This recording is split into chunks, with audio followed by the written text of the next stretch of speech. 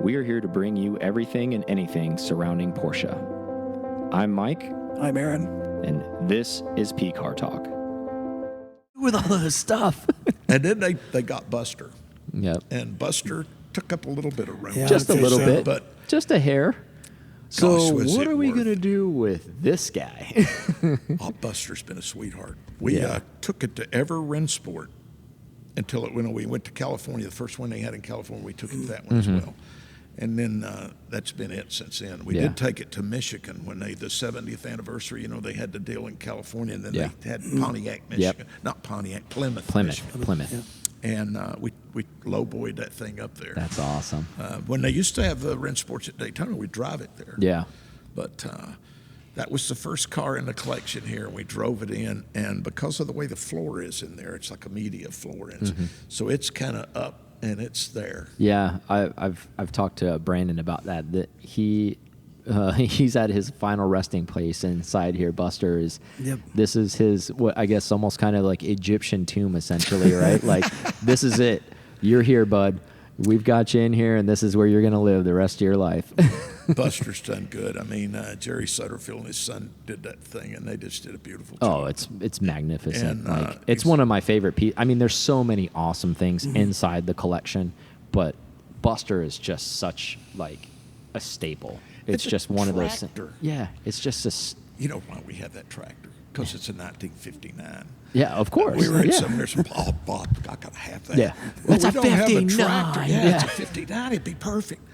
Done. But that and it's kind of cool. It's a super. It's a 3-cylinder. It's not the little Junior. But we should have took it out to Monterey last year. We could have cleaned their clocks. Yeah, I was gonna say, like when they Brumos did racing those stripes have been awesome. when they did those tractor racing, that and was so John fun. Oates is out John there. You guys Oates. smoked them with your guys' thing. John Oates, he was so funny. He came in there, and I said, "Man, I'm not going to show it to you. I'm going to let what's his name down in South Florida that did the cars, Kevin. Kevin. Yeah. I'll let Kevin. I'm not going to spoil it for Kevin. I heard it was pink, and it was right behind me. And I'll bet that's it. And that was a real fun idea. Yeah, but that was pretty neat to have all those guys out there doing that. It was pretty funny. yeah, the tractor is it's fun to drive. So let's talk a little bit about all of your, like, I don't want to get into your favorite car. I know you said you're a motorcycle guy, but all of the race cars that you've been a part of, and what is the one you gravitate towards the most? Where does it have a special heart? What and why? According to what mood you're in, but probably the 550 Spider. Okay. When I got there, that car was behind Bill Binker's house. Now, Bill Binker was in the first 911 that raced at Daytona, Paul Ryan's car. Okay. You know, Porsche didn't want it raced, actually, and they ran it.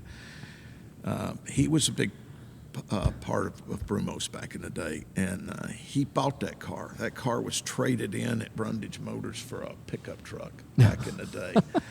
And he got it, and he raced it a bit. He was driving it to Miami, and it blew up on the way there. And, of course, it's a twin cam. It wasn't just your normal motor. So it ended up with the motor piled in the interior and a tarp over it. Okay. And it was behind his house. Rats all underneath it. It was terrible. Outside in Florida, you can Yeah, of imagine. course. Yeah, just And, rotting away. One day I remember Bob says, let's help Jim Bailey. You got your truck, right? Can we take that car down to the race shop? And the race shop was down on Main Street. So we took it down, and it was there for a while. And then Dan finally bought it.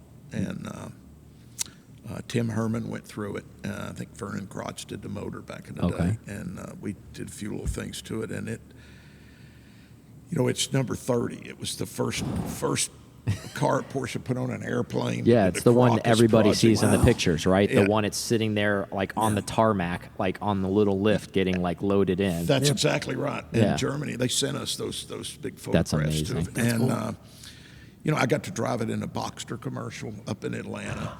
Oh, They did had you some really? guy in the Boxster, and he was a pro. And I told him, I says, man, if I come up beside you, I'm not trying to pass you. I can't stop this damn car. And he says, I can drive it. I Yeah. said, well, no. I'll You're like, drive hang on, bud. Yeah. I'm not saying like I can't drive it. I'm saying I can drive it. You're not driving it. I'm saying like I'm not trying to race you. Take it easy. Yes, we had it. All day at Barber, and a car. It was a blast. We took it out to Willow Springs, and Hurley and Bishop had Porsche 1. Bergmeister drove our 914, the original 59 car, the orange one, and the 550 Derek Bell drove. Oh, and awesome. it was I think it was the PDK introduction. Okay. But when we first got the Spider, Dan raced it a good bit, raced it out at Monterey at the Storks in '98. Well, because of that, we put a bladder in it. Okay. Well, Hurley didn't know that. And I'm on the airplane heading out to Willow Springs, and I get a phone call from Hurley. We get ready to take off. He says, there's gas all inside the car. Well, what Hurley had done is he thought he'd top it off. So he pulled the cap off and started pouring the gas in. Well, there's a bladder in it. You got to pull the other cap off to pour it in. So he's pouring it all on top of the bladder. Yeah, it's not even going in. No, it's going all in the car. Oh, no. Oh, it was so funny.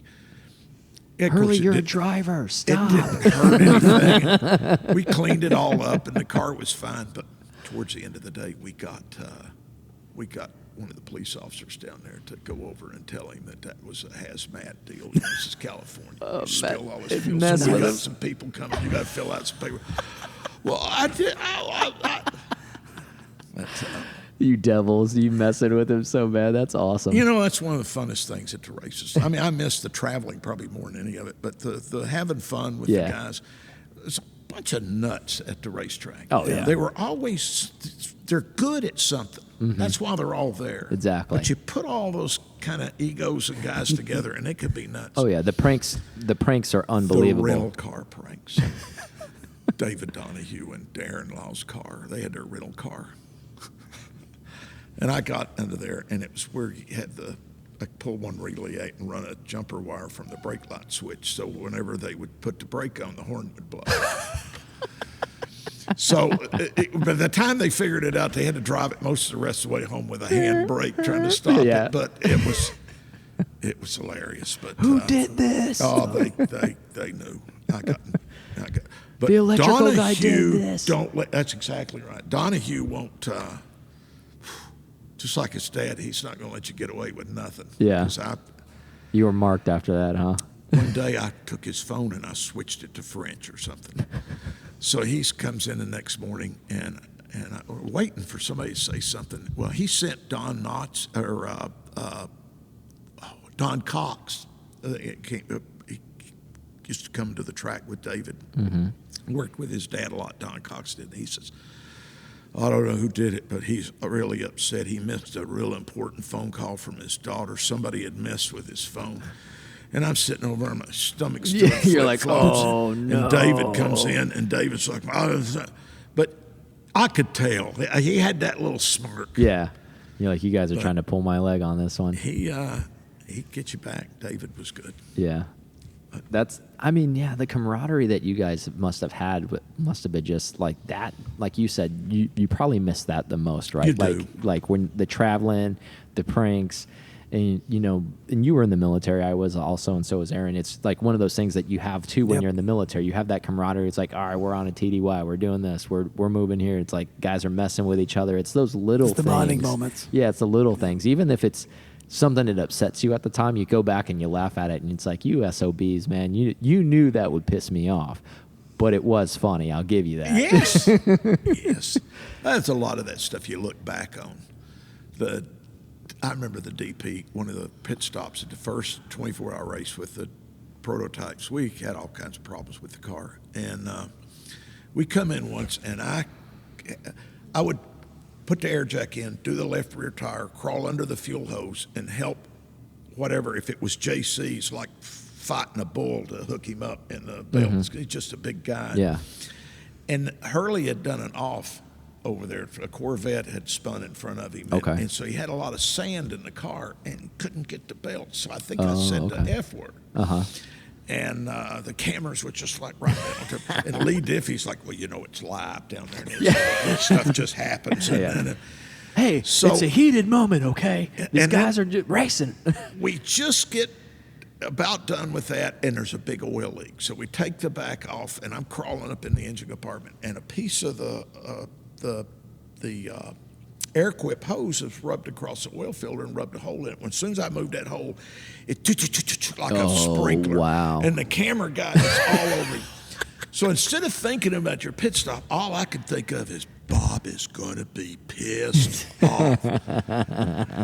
And I said, and I probably ruined the guy's camera. And that's all on my mind. When Yeah. we get to pit stop, we jump over the wall, and the camera guy goes, dude, that was awesome. Yeah, because he's just like, he never gets that kind of like, he's like, I was involved. Yeah, and Bob comes down off the cart, and he's going, that was a great stop. And I'm thinking, this stuff is fun. You're like, all right, But, that was fun. And you're like, I dig it. You just never know. See, you're more than an electrician. You're talking about Yeah. climbing underneath the car. You're like a all hands on deck Well, you kind were of a guy. mechanic basically back then. You were Yeah. a mechanic. We had some real good guys that, like I say, that's the trick. Yeah. Hire the best talent. Yeah. And trust them. Let them do their job. But we got serious. We brought a lot of IndyCar guys in that was our shot guy did IndyCars and. Did you guys ever have people that you can think of? You don't have to name them by name, and you can just kind of elaborate a little bit without their names. But did you have people that wanted to race with you, but for whatever reason, your team was already set, and they still were a big name, or they became a big name, and you're like, oh yeah, they did want to race with us, but it just didn't work out. You know, there were some kids that I used to see that I thought, man, that kid's got a ton of talent, and but. I mean, I wasn't in a position to make any of those decisions, but Bob was pretty careful when he picked. I remember he picked. I don't know how when we first started at DPs, he wanted David Donahue, and that was a big deal. And I think they kind of wanted American drivers in this program. Yeah. And somebody, and I think it was Hurley, came up with Mike Murkowski. Okay. And he ran the first few races, and then later we got Darren Law the next year. And but no, I mean, I there's some kids out there I think is probably pretty talented, but I never had to. Yeah, I never absolutely. had that kind of power to pull them in there and say, hey, there's a Timmy Rivers. He's kind of related to the Francis down there. You'd think he'd have a big end, but he is extremely talented little kid, and. That's a kid I think should have. He runs with Jamie France a lot. Oh yeah. And he's pretty. I mean, Jamie's basically started out as an amateur with us, but he's pretty much a professional when it was over. I was going to say. And working with Jamie was a lot of fun. I mean, Jamie is. Everybody thinks, well, he's a super nice guy, big heart. But you remember the fight in Mexico City? Yes. That was killer. And I think he decided he's not going to do any more fighting at 7,500 feet altitude. But him and Chris Beington, that was so good. Well, I'm exhausted. we're in Mexico City, and that happened. And then that evening, we went out on economy to eat. We're at some restaurant. And the Sutter's bunch that raced the 3-car was down another table. And here it comes on the TV. And we were down there to support the Busch race. The Busch race was the next day. Yeah. And it was a road course with Busch cars. And they were showing the ad, and then they showed the fight. And the guys, and then these idiots like, oh, it was those guys. And but we that was a blast. Yeah. But Jamie's like, where were you? I said, you didn't look like you needed any help. You're like, yeah, I'm not getting involved in that. Yeah, You're like, I need a job. I boxed for about 10 years. So Okay. I've got a plastic nose. But he was always, let's go. Let's go spar. No, you can buy your way out of that crap. Exactly. You're like, I'm gonna. He's a wonderful guy, and I thought it was a big asset and a fun deal running with those guys. Yeah, absolutely. Yeah, good opportunity And too. Hurley, you got to give Hurley a lot of credit for doing that, to taking an amateur on like that. Absolutely. And when the other car, the 58 car, had the 2 pros in it. I agree 100% because, especially like at that portion in his career, most of those guys are prima donnas, right? Where there's like, absolutely not. I'm not here to teach somebody. Right. Like, I'm here to race. I'm here to win. I only have so much time left. I'm not here to mentor somebody. That's exactly right. Yeah. But I thought JC did a. But that good just goes job. back to like Hurley's character too, because he's such a good guy. Like he's just a genuinely good guy, and I think that's not surprising that Hurley did that. Just this weekend, Saturday, I went down. Hurley's jet ski didn't start, and it was a relay. Took the relay out and it was cooked inside. Yeah. We went, so we hop in his mini moke, and we're in St. Augustine. Nice. And he pulls up, and there's a red light, and there's 2 or 3 cars in front of him. Well, Hurley cuts through the parking lot around here, some business, and gets out on US 1 and passes the cars that are. I said, Hurley, is that how you won all these races? And we go down to the little. He's like, I saw an opportunity and I took it. That's exactly right. But it was fun running around St. Augustine with Hurley, and the little Sea-Doo shop didn't have the parts, so we went to Advanced Auto. It was like a Toyota relay. Oh, nice. So Hurley went jet skiing Saturday afternoon. Nice. But, Got them all fixed up. Hurley is I've known him forever. He's just a great guy. Yeah, he's just he's a legend, man. In every even off the racetrack, he's just a good person. It's just, which is so cool. Yeah. Some of these guys, they're not all well rounded. They're just some of them are just great race car drivers, just a driver. and then that's about it. But Hurley's just a genuinely good person, and it's so awesome that he spent so much time and I think a lot of people, not just myself, but a lot of people that know anything about Brumos always think about Hurley too and Brumos. Sure. 100%. They always think of those two together. And what a great face for Brumos still, right? With Hurley, and he's still representing Brumos at every opportunity he has. He's always representing Brumos, which is awesome. He is. He was. It was always easy to be around. Hurley was, and he's. We used to call him our little speed midget. And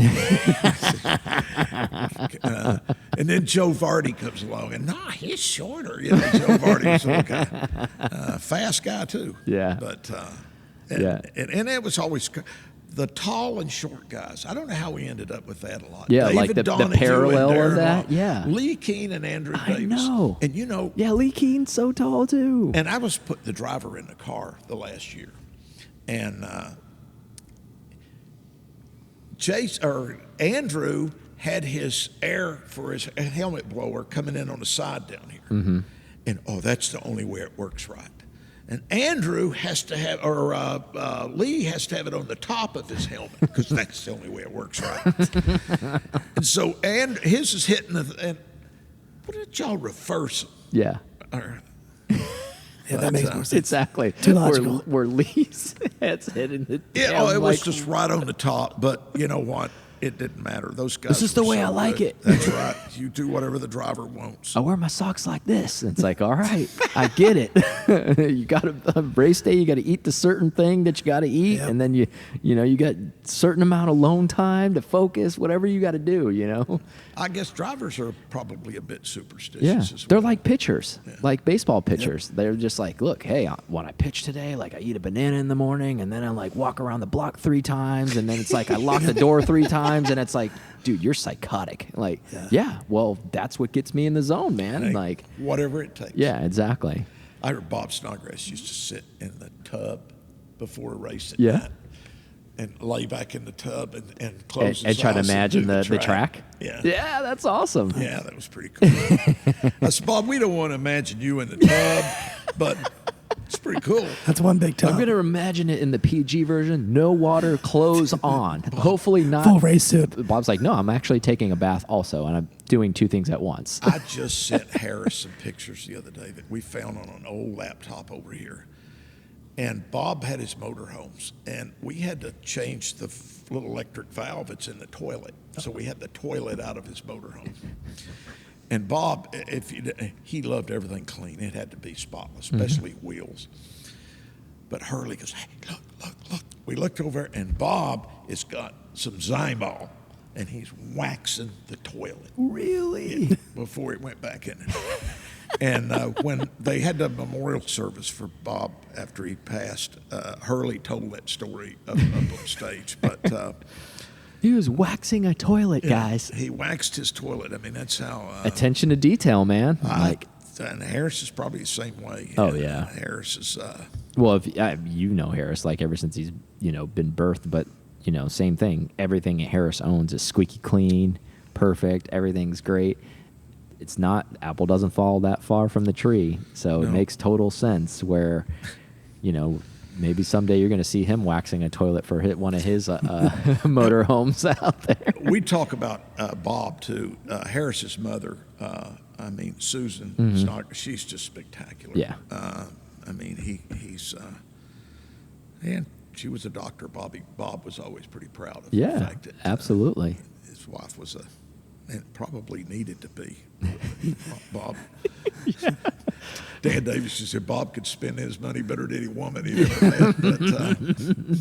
But, yeah, very true. Absolutely. Bob was something else. So take us through some current stuff. Okay, so we're at the collection today, obviously. Now, your role here is obviously shifted. You guys aren't racing anymore, unfortunately. We talked about that offline. Super sad the last time you guys were racing. That's the last one behind us. Hurley's last race. Yeah. He ran that in the 50th running of the 24-hour. I love every time I see that 2012. car, I'm just I know I'll never have it, but I just be able to see it. I'm I just want that car so bad. I think we're going to get it ready, and Hurley may drive it in 24 minutes. This year. So that'll be that's awesome. cool. I think that'll be a great treat for and everybody. And then we bought the 2017 car that Porsche ran in our livery. Yeah. And I think we're going to take that to Sebring. That'll be awesome. And that'll be cool. Hurley, I think, would rather let Patrick Long or somebody drive. Yeah, that'd be awesome. Because I think one lap's parade lap, and it's going to run a couple laps. That's going to be amazing. Yeah. So that'll be a lot of fun. But, so as far as so the people who don't know, because there's a lot of people, obviously because of COVID, it still haven't been here. Yeah. With the collection. Fortunately, we've been here a bunch. I want to say 4 or 5 times already. We're very gifted, and we're actually great to be part of the extended Brumos family. We really appreciate that. You're the family now. You guys have the dyno in the back. You guys are rebuilding cars here. Give us a little bit about how your role has shifted from being at the track, and now you're kind of curating all of these race cars, because you guys have Miller race cars, you have your Brumos race cars that you raced, and so you guys have an impressive fleet of cars. But you guys pride yourself on keeping them in working order as well, right? Well, we've kind of been doing that for a few years now, but before we moved over here, we kind of got serious about it when Dan decided what he was going to do. A little kid, he's, I call everybody kid if they're under 50. Yeah. Understandable. Somebody with age and wisdom is allowed to do Aaron that. Israel, who had graduated from McPherson College, the automotive Yeah, college. Aaron's an awesome guy. I met him a bunch of times. Great kid, and he's actually this Bugatti behind us, 1925 30. I was close. Yeah, you were close. Yeah, he's going to. It was a perfect car, one of the most original Bugattis out there, but it was kind of the wrong color. Okay. So we had our painter. They got sanded down, found the exact correct color, and so that he's doing that project now.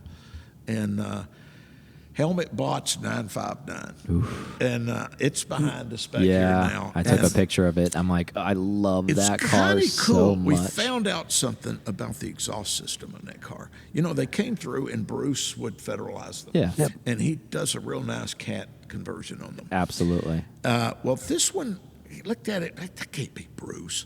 Well, what it was Helmut Bott and them had done this in Germany, just testing some of these catalytic converters. They even had a cat on the wastegate. Really? Okay. But so Bruce sent us a European exhaust system. Okay. And we've just kind of gone through the car, relocated the wastegate where it was originally. Yeah, because this is a prototype. This is a pre-prototype. Yeah. Yes. Okay. Pre-prototype. And Yeah. they kind of took a 930 and just started with this car, and you can see a lot of that we've got some of the body work off of. Yeah. So that's been kind of fun. We've gone through it. Such a done special lot of- car. Rebuilt the water pumps. It's got 2 water pumps that run off the exhaust cams, and it's a parallel system, and it actually cools just the heads. Yep. And the turbochargers. I didn't know it did. I just thought it all I ever knew was the heads, but I didn't know it did the turbo also. Does the turbochargers as well. I didn't know that. So we just rebuilt. All that stuff was available. We found everything but an air filter.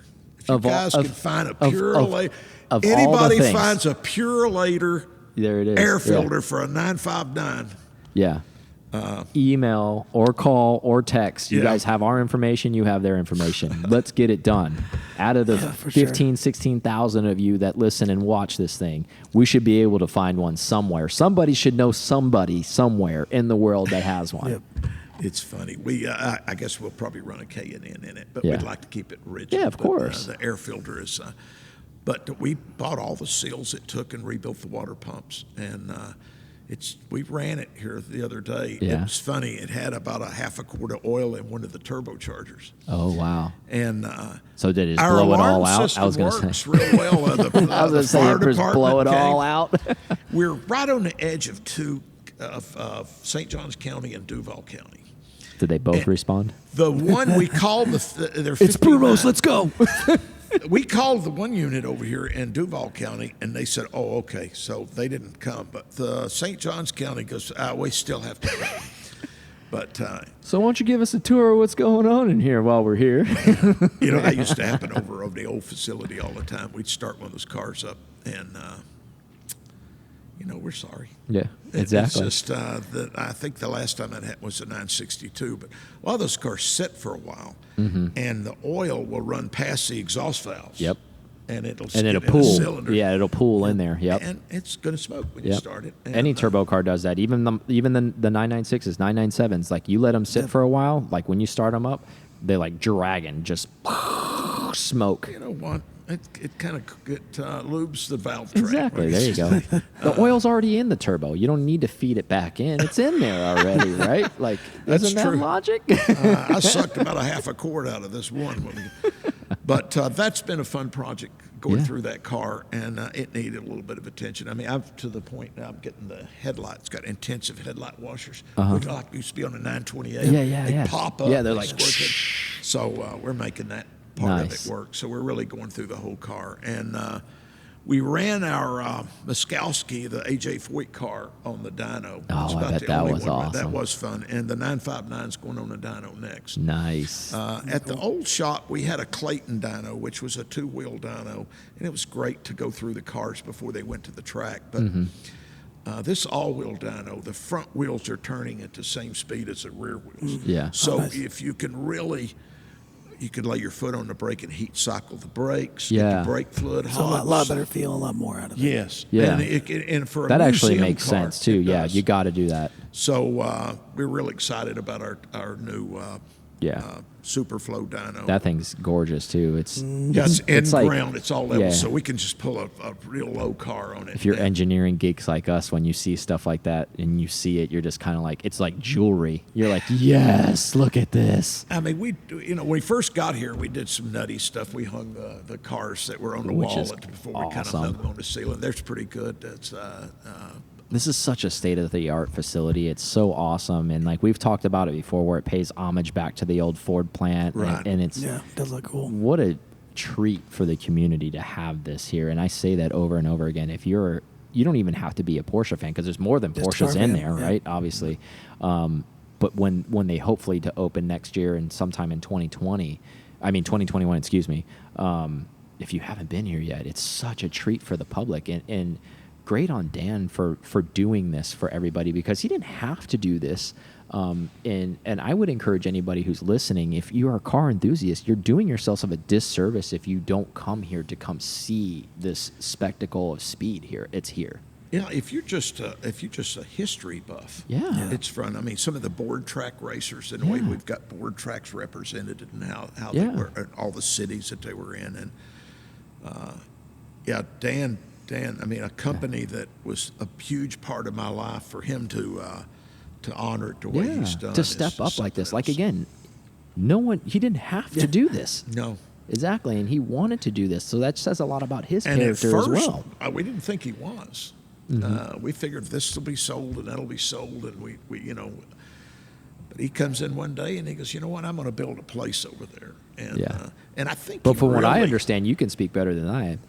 Dan holds his cards close to him, so it's kind of Oh yes, yeah. he does. So you don't really know, like, what Dan's going to do until Dan says he's going to do it. That's why I'm hoping he comes in one day and says, Race lays team. those cars. And says, yeah, you know what we need to do.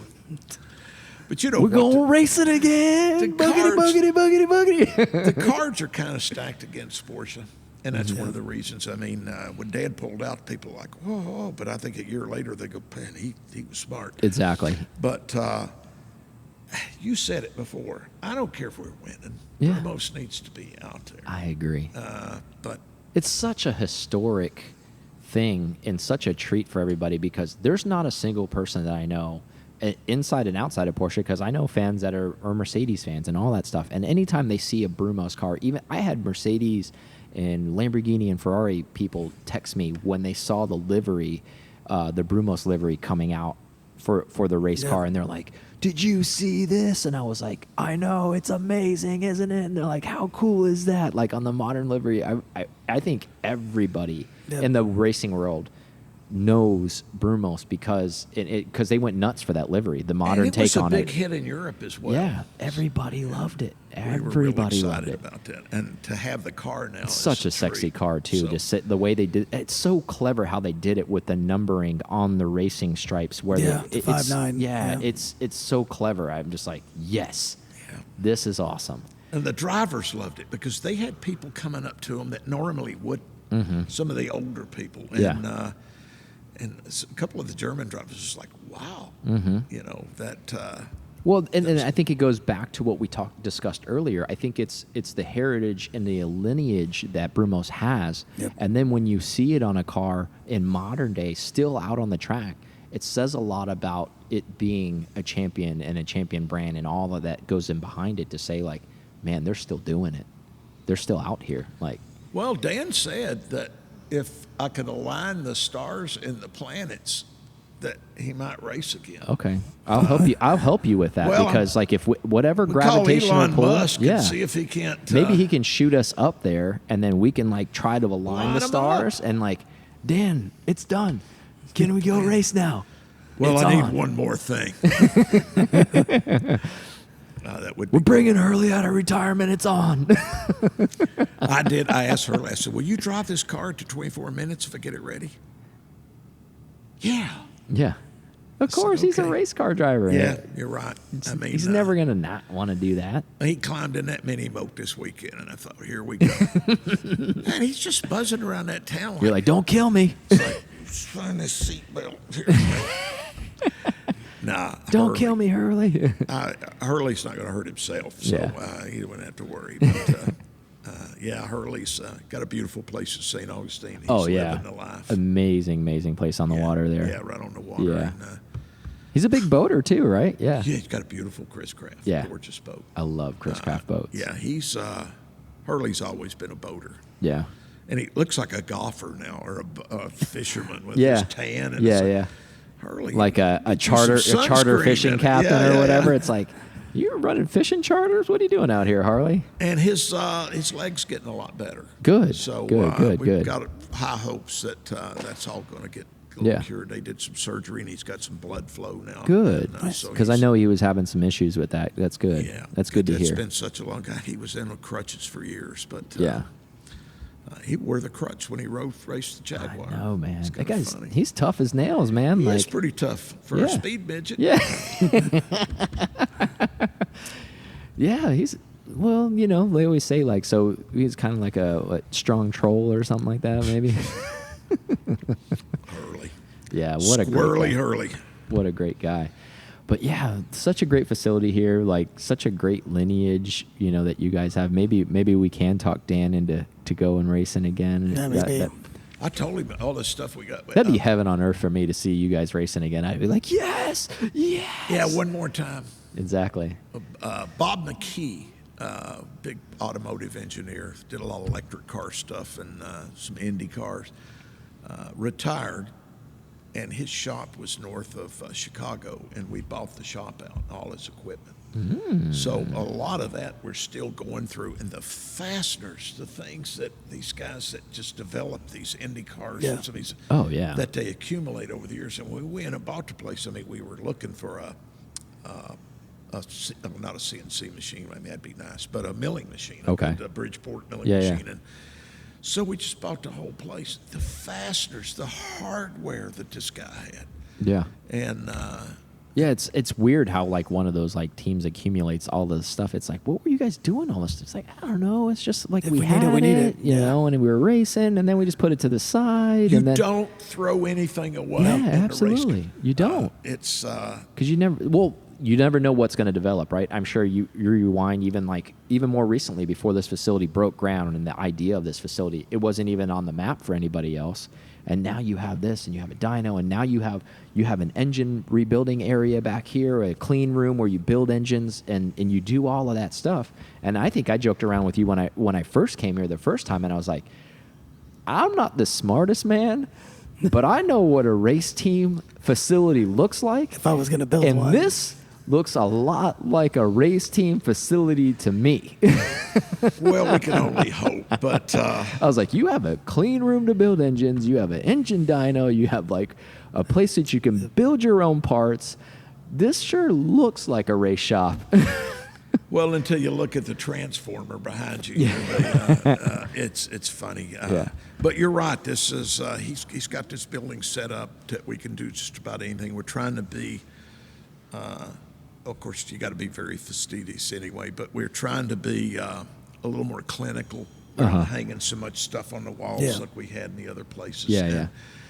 So maybe that'll appease some people that come in and Yeah. because we looked at a sponsor there for a while, and had we got them, we would have probably raced. But Yeah.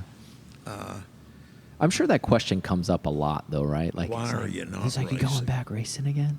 you hear it all the time. I hear it more from my European friends than Yeah. anybody else. But you Why know, is not Brumos Yeah, racing? you got to race. Why race, is- race.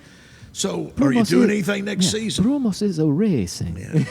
You must have race. But you know what? To be honest with you, I'd go to the racetrack, and there's a couple of old Ray Richards comes to mind, but the old guards that would stand at the fence. It's been there. They've seen it all.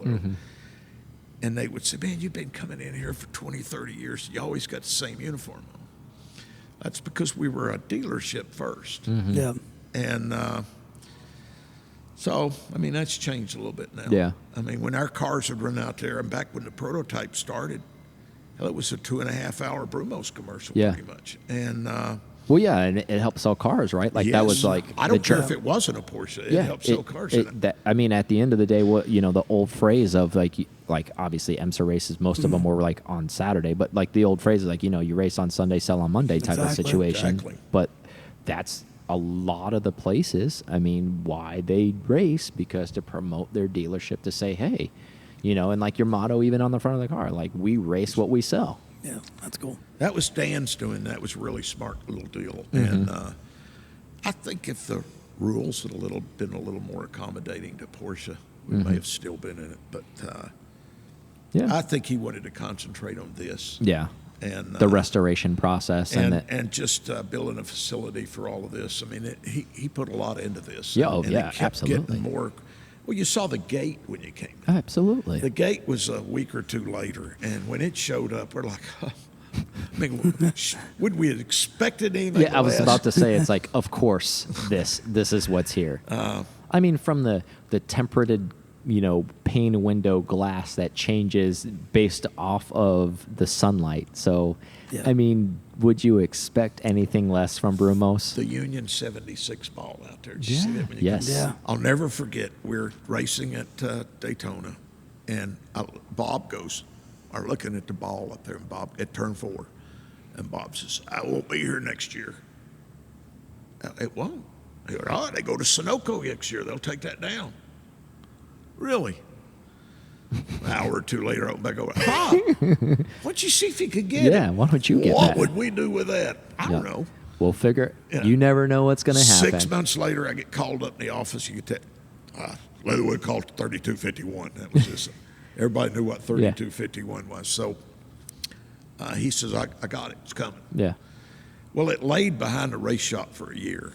And he came in one day. I told you we wanted to do that. So we got a little money together and we put it up on a pole. Uh huh. And so when we moved, No, it looks Dan pretty says, good, well, huh? that's got to go. Yeah. So we we had it brought over here, and they kind of restored it and Yeah. made a real nice home. It's for it such a out there. nice Yeah, touch. that's cool. It's such a cool touch. And that for Dan, I think when he was a kid, him and his buddy used to climb up there. They'd wait till the spotter would go in and close that little hatch. Yeah, yeah. And then they'd climb up the ladder and they could watch and then the hang race out from and hang there. out underneath it a little bit. So the ball's a little more special for him in Yeah. that way. But But see, again, like you guys had the foresight to see that, to say like, look, I know you're going to want this thing. I know you're thinking from a businessman perspective, like, what am I supposed to do with that stupid thing? Yeah, exactly. And it's like, you're going to do something like with it.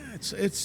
that's something that everybody remembers from Daytona. If you remember, Of course, I mean, absolutely. 20 years from now, it might not. But Yeah. right now, No, but it will, because, the Because legacy. of people like well, I was you. going to say the legacy is going to live on because we'll continue to true. tell that story. And it's like, that's the ball from Daytona. Yeah. Like, that's not just some like thing they just had made to put out there. That actually came from Daytona. See, I didn't know that. No, I Yeah. didn't. Thankful. Well, see, you're getting educated. guys like you are what's got to keep this stuff Yeah. alive. Thank you. We're trying to like that, and that's why we want to meet with you guys and Dan and all these people and Hurley and all the people who raced, and have all this history, because it's so important. It really is, to pass on to the next generation, because if we don't get to share your stories and leave a digital footprint, unfortunately, not to sound morbid, but like, Bob had so many, he was a great storyteller too.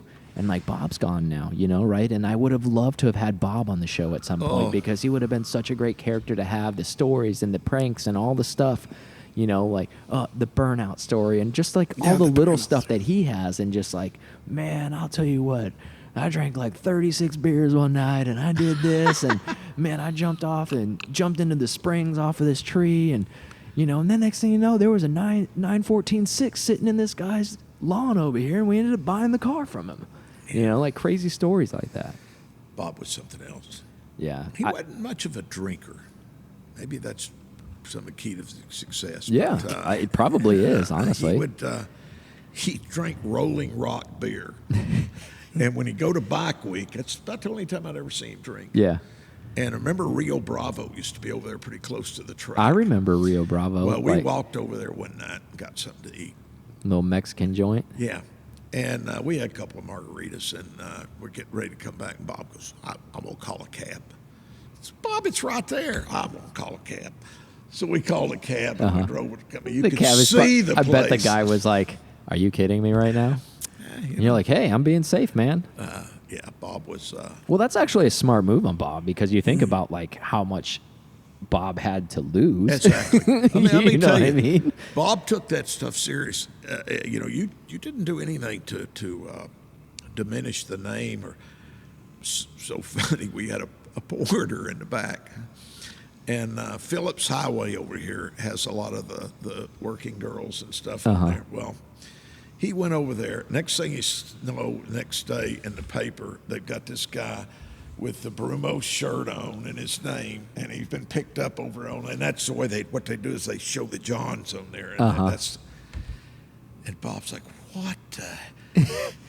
Who's So, this clown? It was the next day, I think, and Bob it got all over him, but the next day they get a call from Mudville Grill, and they had some problems down there, and it was some guys that were drinking, and Bob goes, "Well, what makes you think they're our guys?" Well, they had Mercedes uniforms on.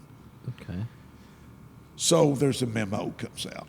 You don't wear a uniform if you do anything. When you leave Outside your the shop, team. yeah. Yeah. And, exactly. so that carried over to the racetrack. Yeah, as it should though, because I I mean, agree.